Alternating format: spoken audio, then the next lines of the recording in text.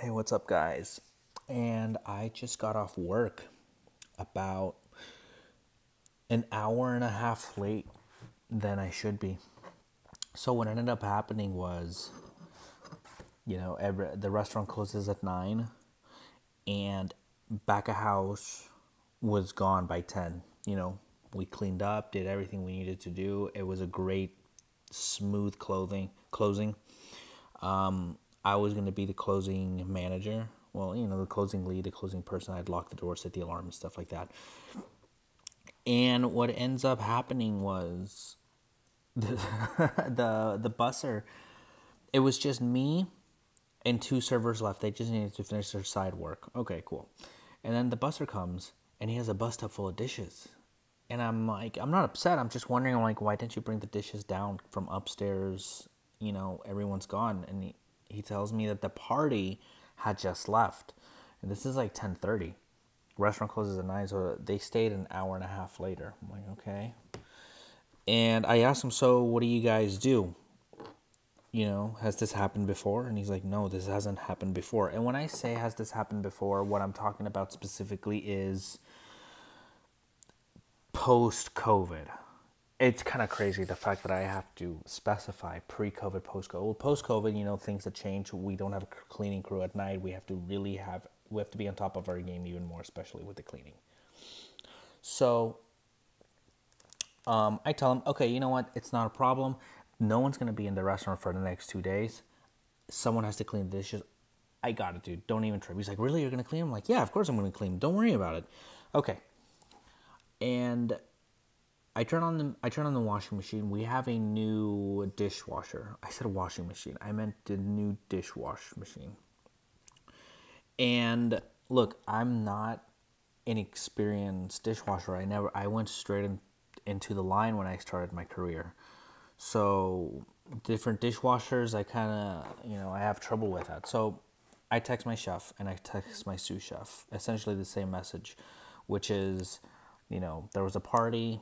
I have a bus tub or 3 racks full of stuff that need to be washed. And I turned on the dishwasher, but it wasn't doing anything. It was just going on this continuous cycle. And so, okay, so I tell him that, and I wait. And this machine's just going and going. And it only has an on-off off button.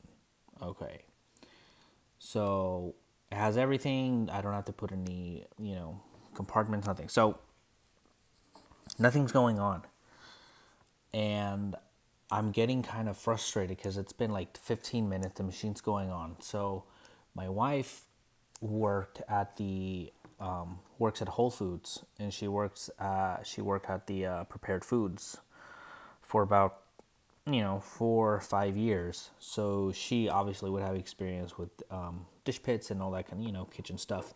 So I call her and I say, hey, do you oh, but you know what, before I called my wife, I was frustrated and I just told him, you know what, I text my chef, I'm like, all right, you know what, I'm just gonna do a 3-compartment wash. The machine's not working. I don't know what the fuck's going on with the machine. I'm just gonna do this the old-fashioned way. Immediately, not even a minute, I get a reply. Okay, really, guys? Like, that's how it's gonna be? I ask for support. You guys expect things from me. If you remembered the other video where I had a shitty closing, they have expectations of me.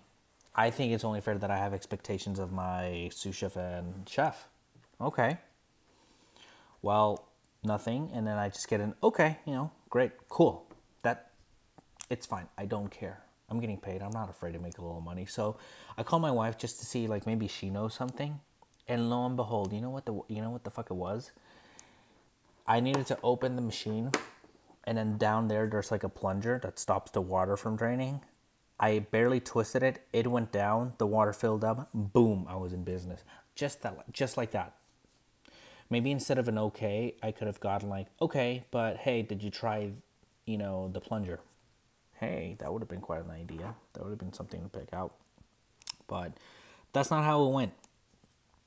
And not every night, sometimes that's just how it goes, dude.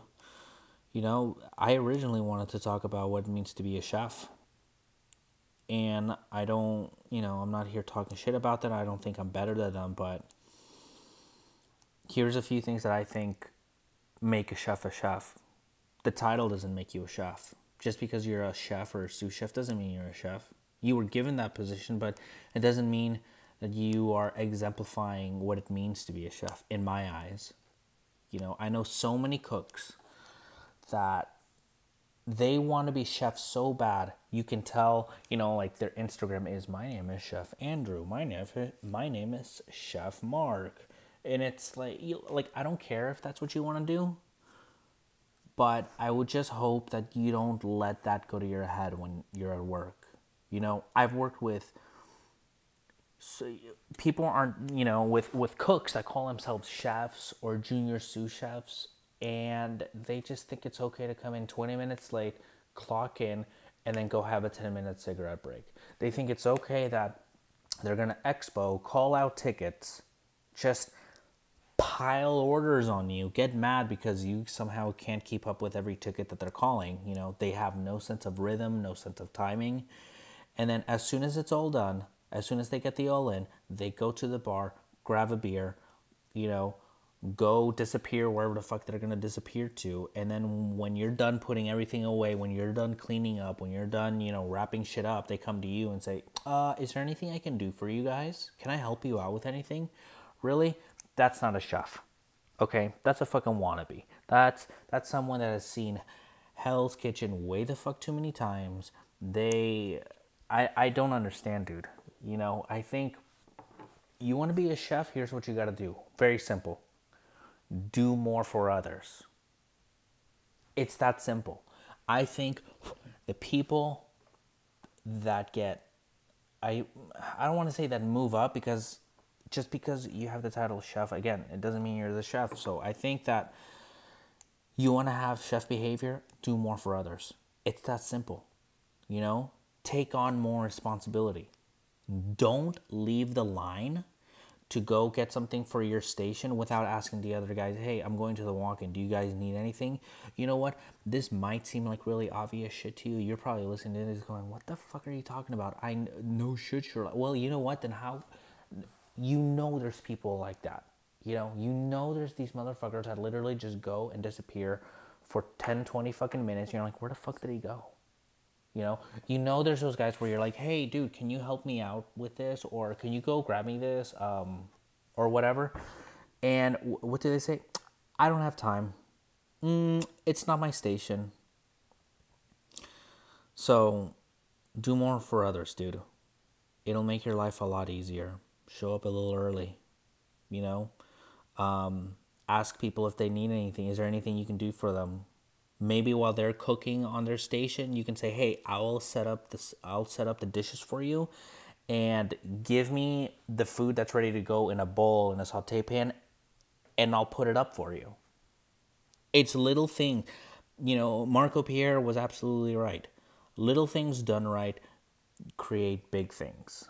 I can't, I'm paraphrasing here, but yeah, dude, tonight was just, I don't ask for a lot from my chefs, and I know they have expectations from me. They have things that they want from me, but when I needed them, they weren't there for me. And it's not the first time that this is going to happen. It's not the last time that this is going to happen, but it's something that I'm always going to remember when I'm a chef, that I got to be there for my team, that it's not about me.